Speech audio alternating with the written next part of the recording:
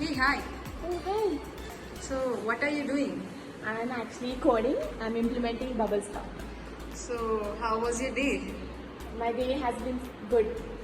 Okay, so can I have an interview, small interview? Yeah, sure.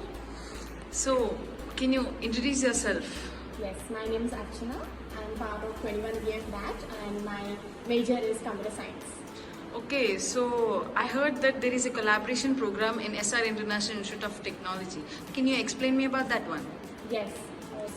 I've chosen this 3+1 program because of its unique combination of receiving a strong foundation from my home country as well as getting international exposure from University of Central Missouri. Okay, so is there any eligibility criteria for this one? Yes, we have to have 6.5 CGPA with no active backlogs. Also, we have to complete an English proficiency test. It could be IELTS, and we have to have a minimum of 6.5 band. Okay, so which university are you heading to? I'm going to University of Central Missouri. So, did you get your visa? Yes, my visa got approved recently. Okay, congratulations and thank you for the interview. Thank you.